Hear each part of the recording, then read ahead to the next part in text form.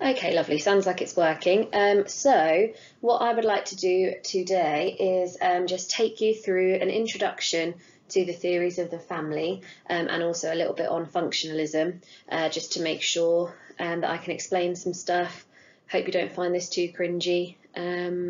Yeah, okay. So you're going to need to have in front of you a piece of paper and a pen, probably a highlighter, and of course your families and households pack. So pen, extra paper, maybe a highlighter, definitely your families and households pack.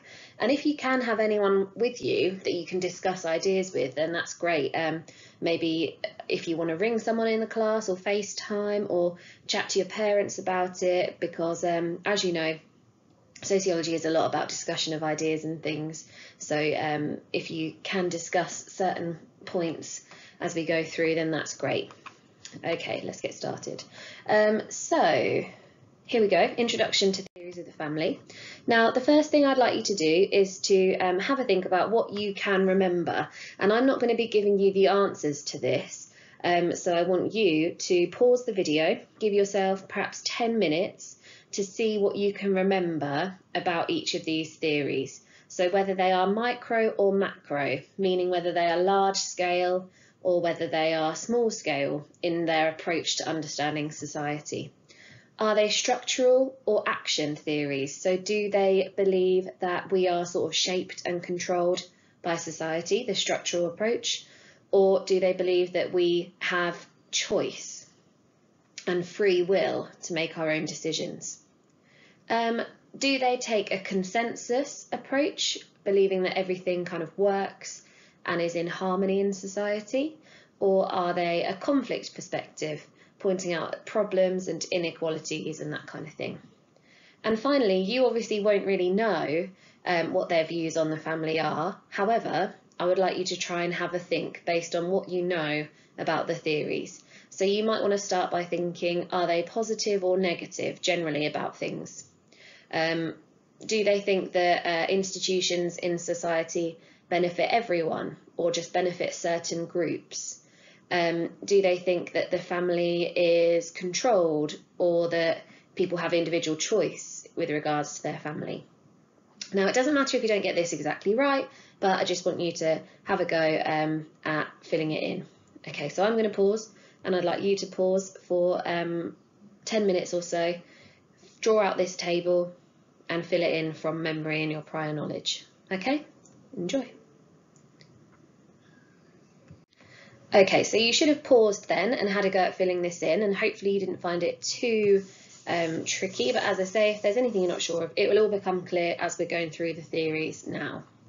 Well, not today, we're going to start with functionalism today. Anyway, it's important that you understand a bit about the historical context of each of these theories, because they didn't all just emerge all at one time. They aren't all very prevalent necessarily today, but we need to recognise that they emerged earlier, and therefore they may have been relevant at that time. So we can't necessarily just say, oh, but Parsons is outdated, because his theory was relevant at the time that he was writing. And there are functionalists, for example, who, like Parsons, were writing in a particular era where their views were relevant. But then we also have some newer neo-functionalists that talk about society today, and their arguments are very different. So it might be confusing as to why they are both functionalists, but the point is that they're commenting on society at the time that they are writing through a particular lens of a theory.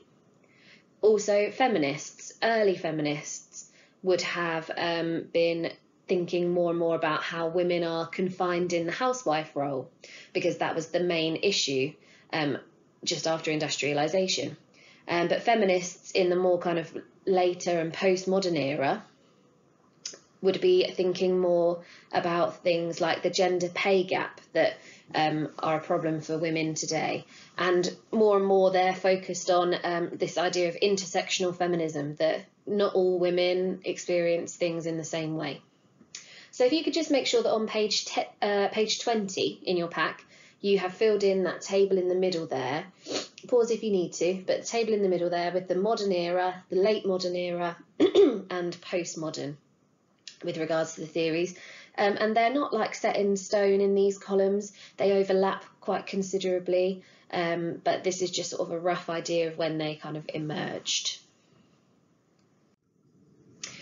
So in order to really understand the family in each of these different eras, we need to think about how the family has changed over time so that we can understand whether these theories were relevant at the time based on the family life at that time.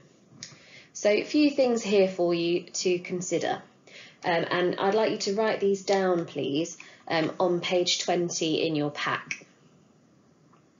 So to start off with, we have got this first part here about structure and size. Sorry, I'm not very good at highlighting on this thing. Anyway, structure and size of the family. So in the modern era, just after industrialisation, people were in most often this traditional nuclear family whereby the man would go out to work, probably in like factories and things, and the woman would stay at home.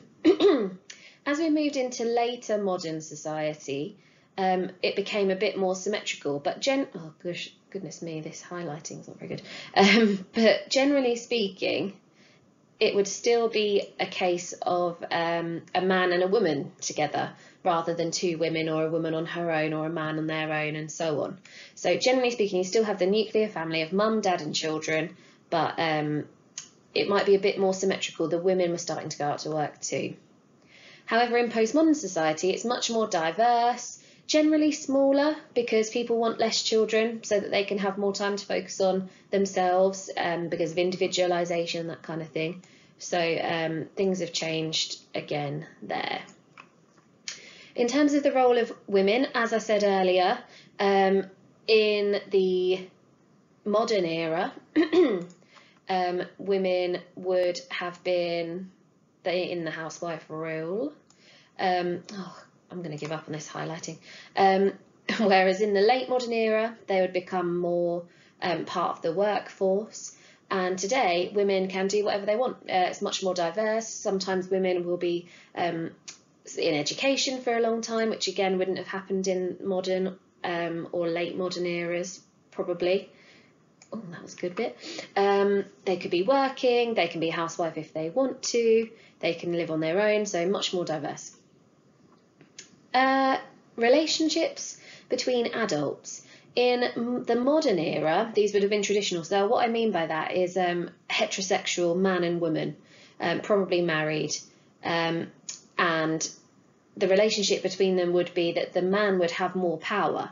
That's kind of the key issue. So I guess if you wanted to, you could write in here that it would be a bit unequal. Can I write this? No. Cool. I was trying to write unequal there. Unequal, that's a bit better. Unequal. Whereas now they're becoming more and more equal. Sorry, in late modern society, becoming more equal. Whereas in postmodern society, they're actually a lot more diverse. The relationships between adults, some of them are equal, some of them are not. Yeah, all kinds of different things going on. We'll talk about that more when we do postmodernism. Relationships between adults and children in modern society would have been quite unequal, whereby children would obey their parents. Parents would have all the power, if you want to add that in, parent power. Whereas in late modern society, they started to become more and more equal, until in postmodern society we've become very child-centred, which is something you looked at in the childhood topic. The idea that children almost have all the power in society because they're so highly valued. Almost there. So relationship between the family and the extended family in modern times was very, very important. And also pre-modern, before industrialisation, when we would have lived on farms, because you'd want a big family all living together so you could all do all the different jobs on the farm. Whereas in late modern, after industrialisation, the relationship between the nuclear family would have been very important.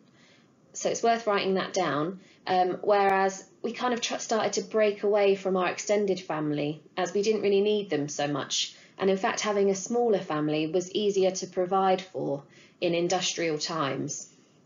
And finally, in postmodernity, mixture again. We've got living apart together families, modified extended families who stay in touch using technology. That's what modified extended means. So complete diversity again. Finally, the role of the state and the government and other agencies is that as we entered modern industrial society, it became a bit more involved. They introduced the welfare state in like the 1940s after World War II. So that meant that the state began to kind of intervene a bit more in terms of looking after people and offering education and that kind of thing. But in the 80s, late modern, this has kind of rolled back a little bit. You may have heard the phrase roll back the state with the New Right and Thatcher's government. She wanted less dependency on the government, less involvement. But today it's become quite sort of complex and diverse, and particularly today, I mean, the government's having a huge impact on our life at the moment, obviously, and I'm not criticising, it needs to, because of everything that's happening with coronavirus. So make sure you've got that filled in, please. I'm actually going to skip this part, I think, and move on to looking specifically at functionalism. So one of the important things to remember with functionalism is this organic analogy, the organic analogy. So this is the idea that society is like a human body, and functionalists might argue that the family is sort of like the heart of society and that it helps keep society going. So remember, in the organic analogy, we looked at this in education. It's the idea that if one part of society breaks down, then the rest of society will break down, just the same as if one part of the human body breaks down, then the rest of the body will die, essentially. So the family is a really important institution, according to functionalists.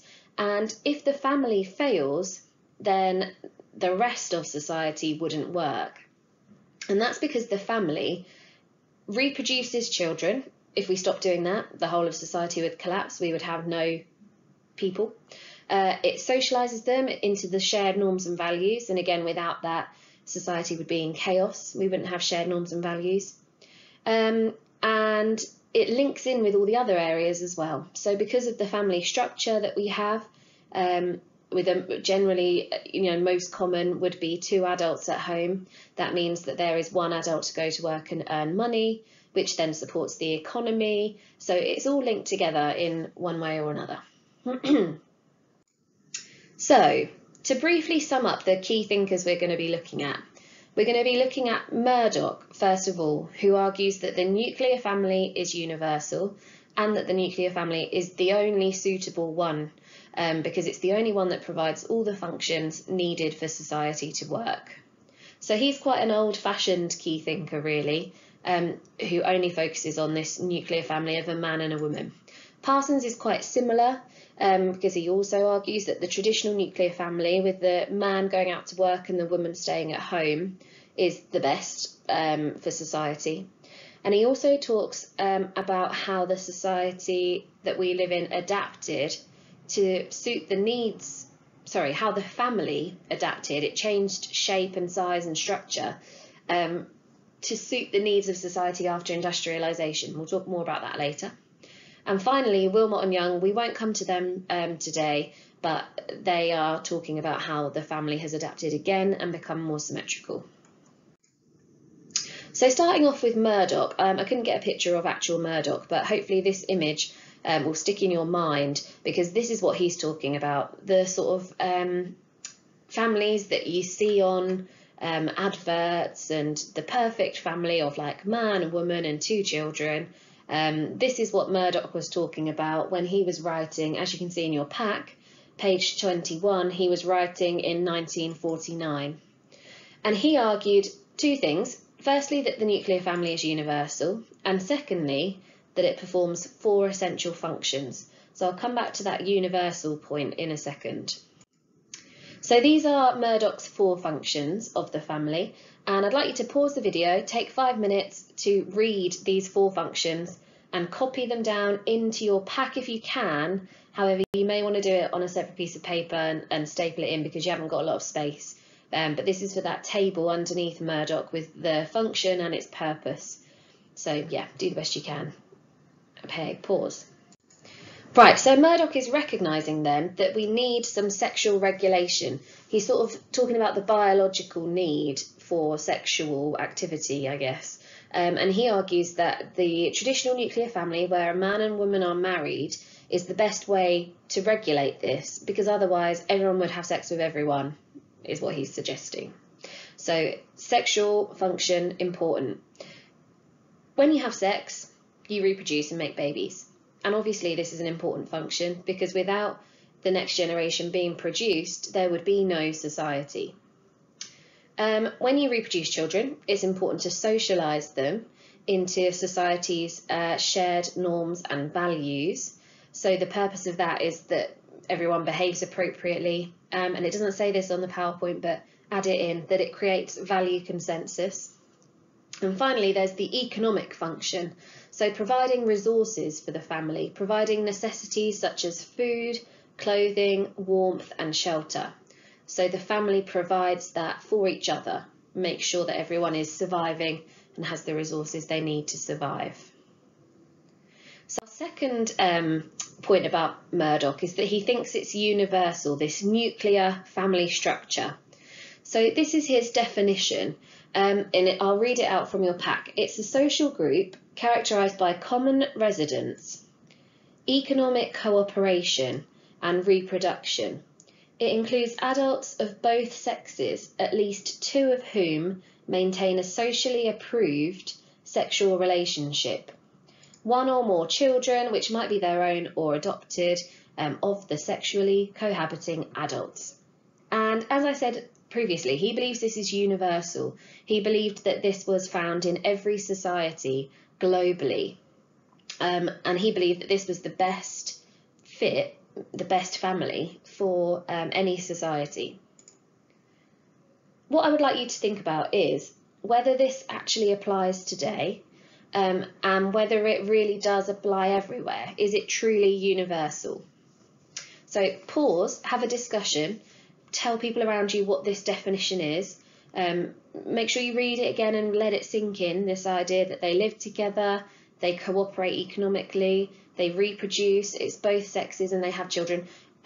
Is that an appropriate definition of the family today? And is it an appropriate definition for everyone, everywhere?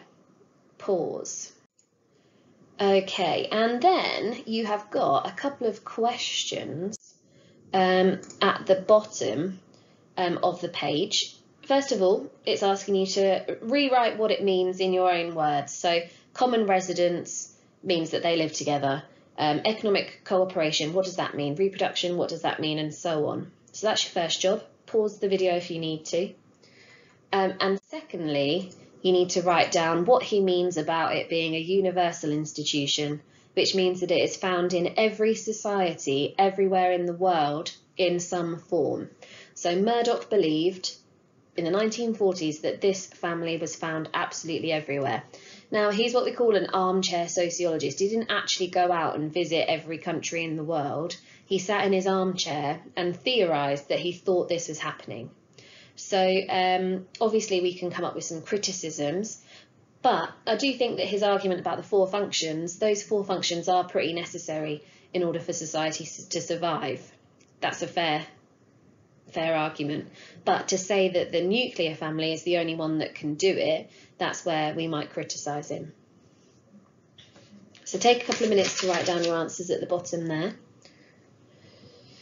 And then we're going to move on to evaluating Murdock at the top of page 22.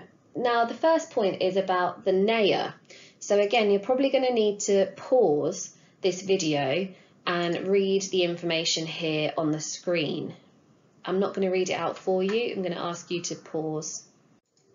So as you can see, very different family type to what Murdock is talking about. Murdock, who says that throughout history you've seen this nuclear family occurring, everywhere in society. And now obviously the NEA is saying that this isn't not that the NEA aren't saying that, sorry, but the NEA are evidence that that's not actually the case.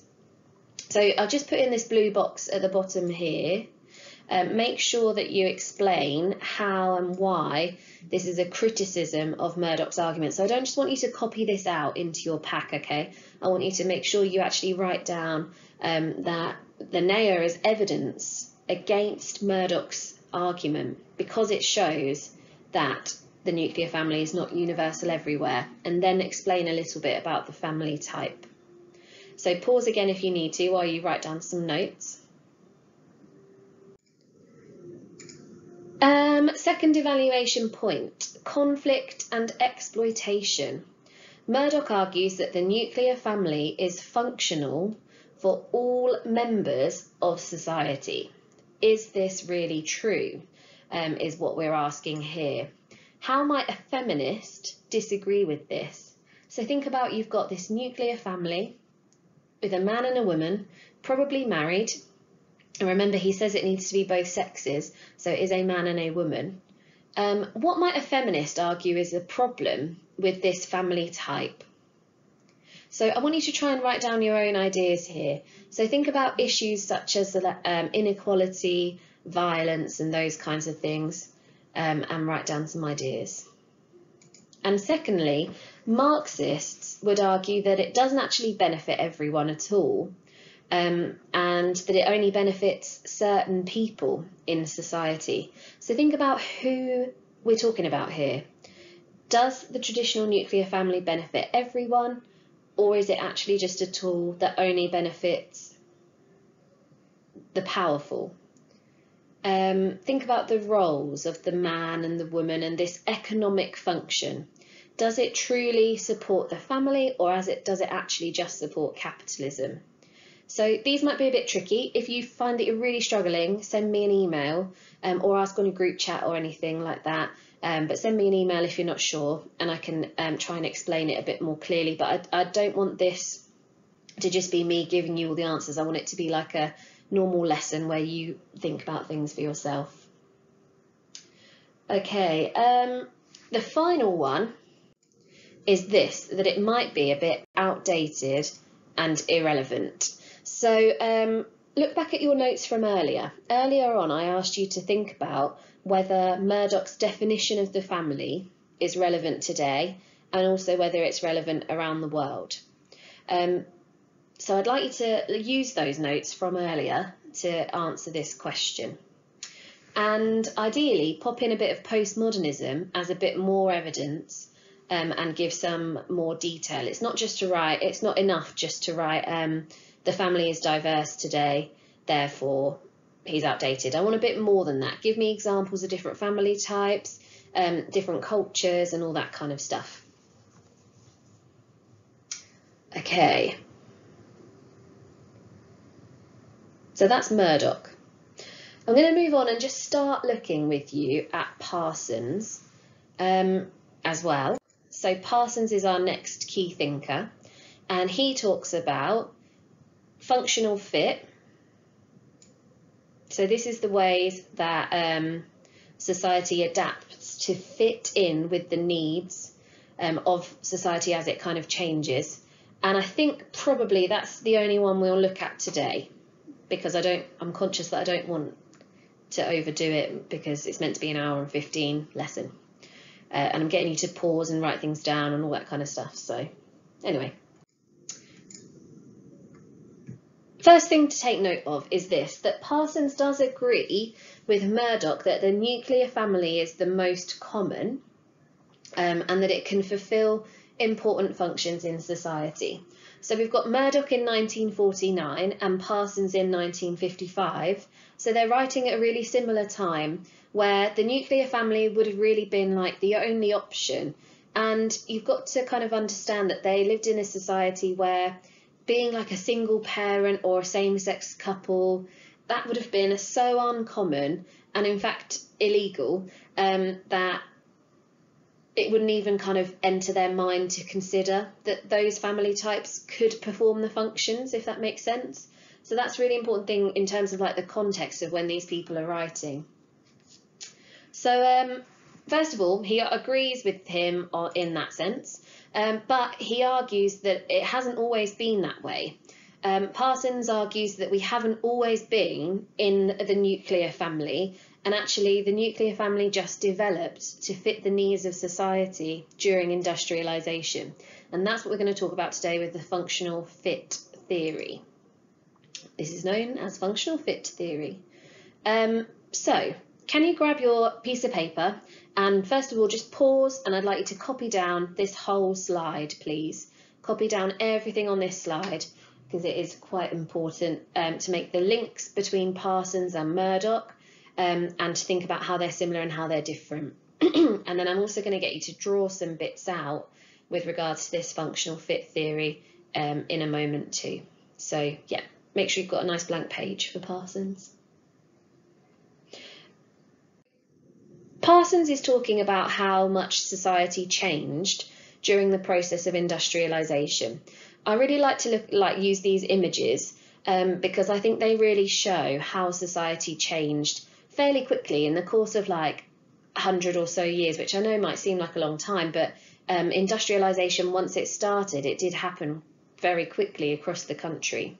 So we went from being a country which was mostly green and farmland and based on agriculture to being one based on sort of production, mass production of goods in factories, which needed workers, obviously.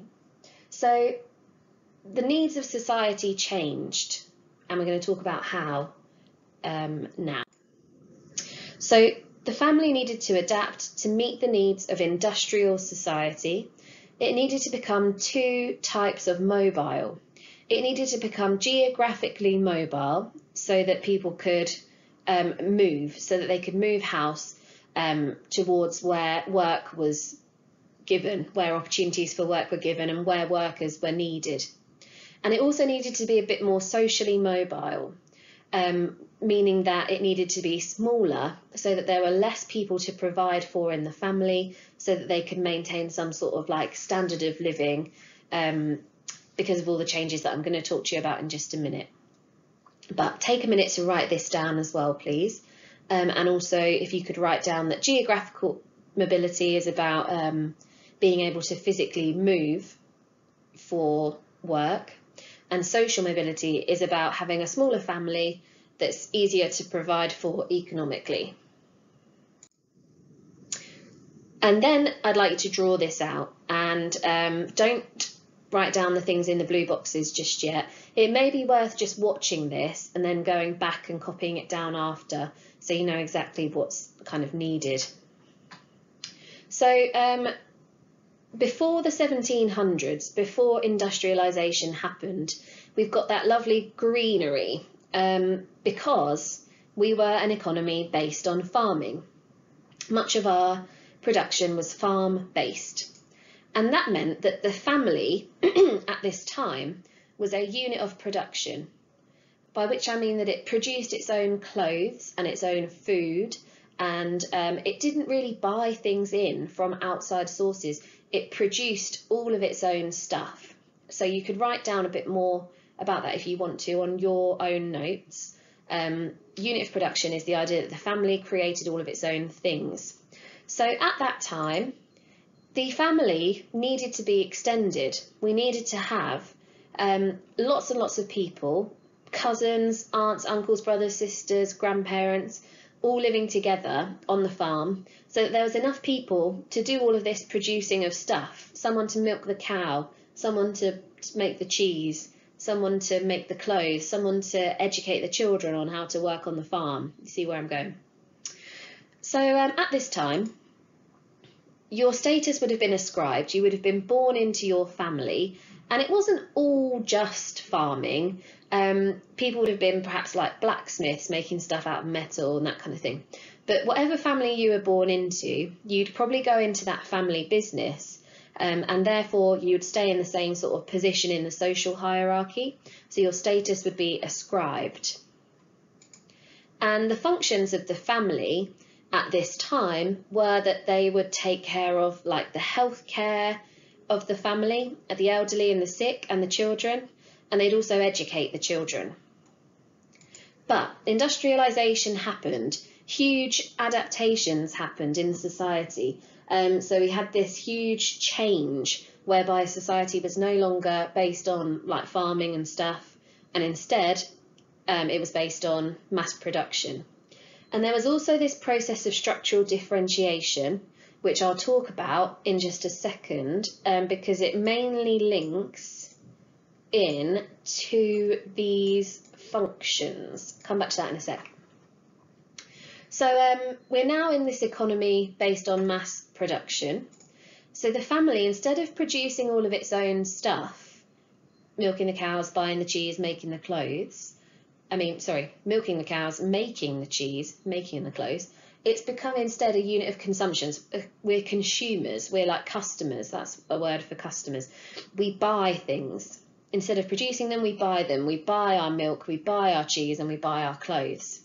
So actually, in this family, in this society, having a smaller nuclear family is actually much easier because you've got to provide using money, you've got to provide for your family. So a smaller family is more socially mobile in that sense, and it's more geographically mobile.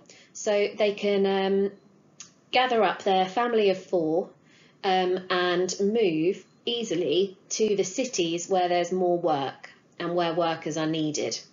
So it's worth noting here about the geographic and social mobility in your notes, that the nuclear family is smaller, so it can move more easily for work, and it's easier to sort of provide for economically and maintain some status, and even perhaps move up the social classes. So in this situation, we have achieved status rather than ascribed, because you may have been born into one sort of particular family, but then you can go off and get any job that you want to and achieve your own status. And finally, this idea of structural differentiation is about loss of functions. Structural differentiation is about how there were changes in the structure of society and the functions that different institutions perform. If you want to, you could define that down here. So it's changes in the structure of society and the different functions that each institution performs. So Parsons argues that the family lost a lot of its functions, so it no longer looks after the healthcare of the family because we have the NHS.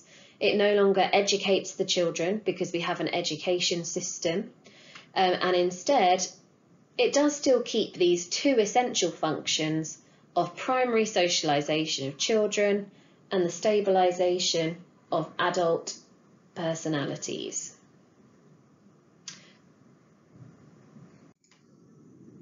So what we mean by that is primary socialisation is teaching children the norms and values of society, and the stabilisation of adult personalities is this idea that the family is like a safe haven where you can come home at the end of the day and you can relax. And that's really important to keep society going, because we need to keep adults stable so that they can keep going to work and keep looking after their children. So you need this sort of warm bath where you can come home and relax and make yourself feel better, ready for the next day. So this is sometimes known as the warm bath theory, because coming home is like getting into a nice warm bath. And we're going to leave it there for today, and I'm going to email you tomorrow or next lesson with what I want you to do next, because we've had a kind of whistle-stop tour. Make sure that once you have finished listening to this, that you go back and reread your notes, and I might send you just some questions or something, but I might not. Okay, thanks very much everyone. Enjoy. See you later.